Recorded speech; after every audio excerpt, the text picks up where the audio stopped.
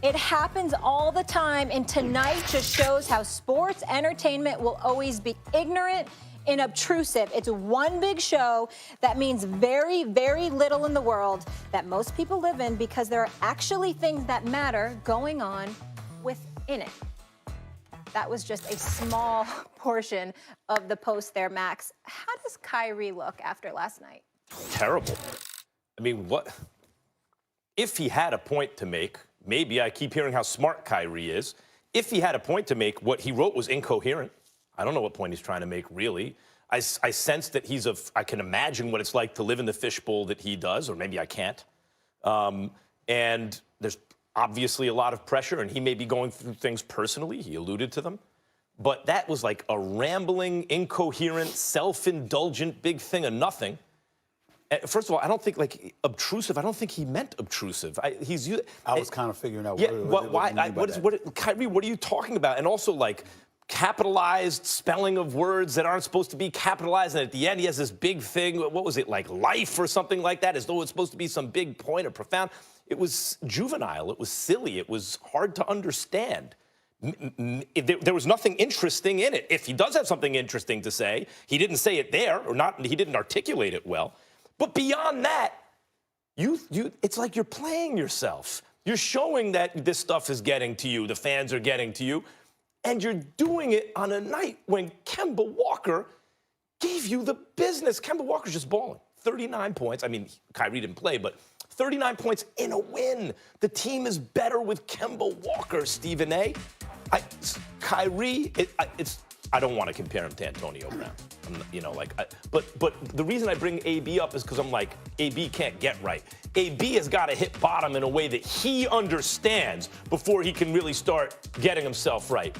Kyrie, to me, seems to be in a place where he still doesn't understand whatever it is that's going on with him, what's going on with him, so that he can get right.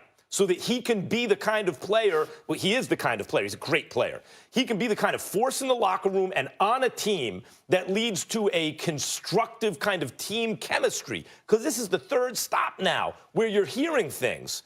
And it started right away. It didn't take a season or anything. It started like a couple weeks in. He's putting on like the greatest show on earth when he's healthy. It's unbelievable how spectacular.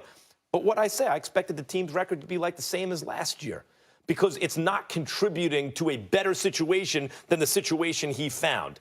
And this look is just a bad look for Kyrie.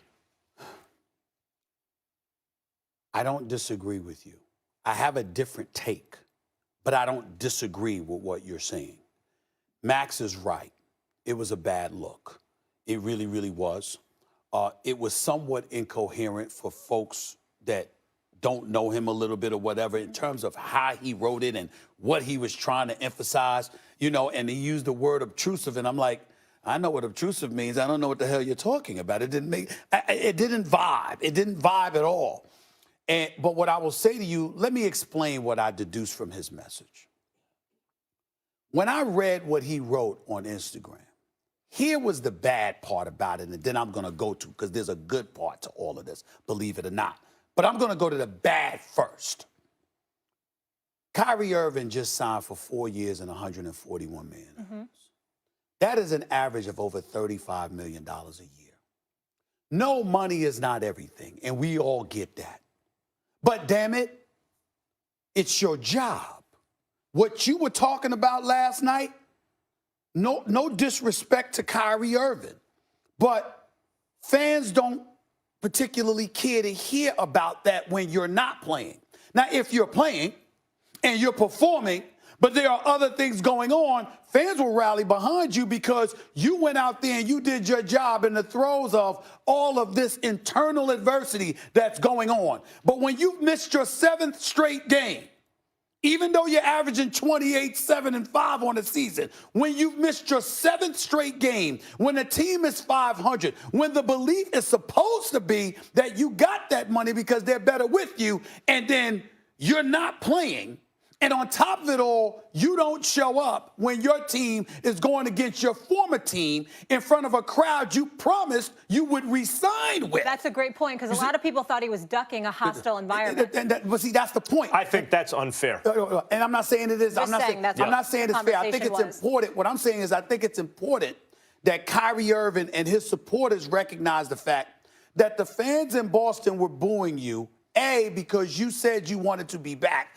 B, when you left, Max remembered. He owned it and said it was my fault. I should have been a better leader. I had a bunch of stuff going on. But it was after you left and signed with Brooklyn that you confessed that you didn't do what you were supposed to do when you played for them. So they do have a license under those circumstances to boo you and heckle you or whatever, as long as it doesn't cross the line. And I don't think Kyrie sucks or, you know what, where's Kyrie is beyond the pale. That's stuff that happens at sporting events. Just don't go beyond that and it's no problem. The flip side to it is, here's where I think it's a beautiful thing. I know Kyrie can ball. Yeah.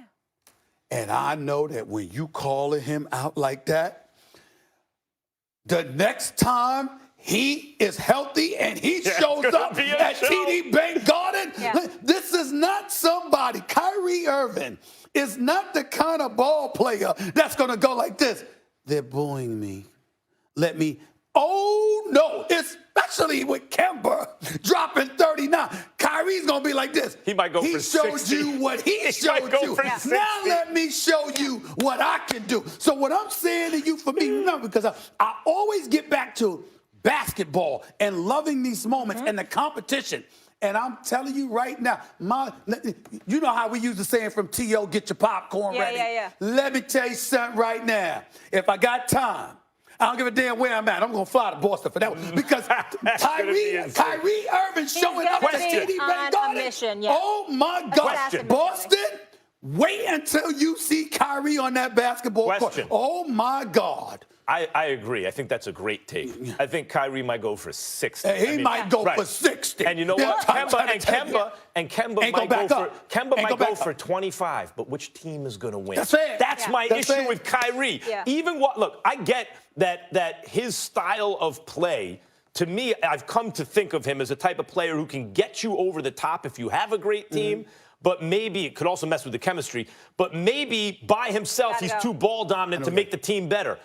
Is his team going to win or lose that game? I feel you on that. That's what I want. And I'm saying, just do me one favor for one regular season game. Just ignore it. Because let me tell you something right now.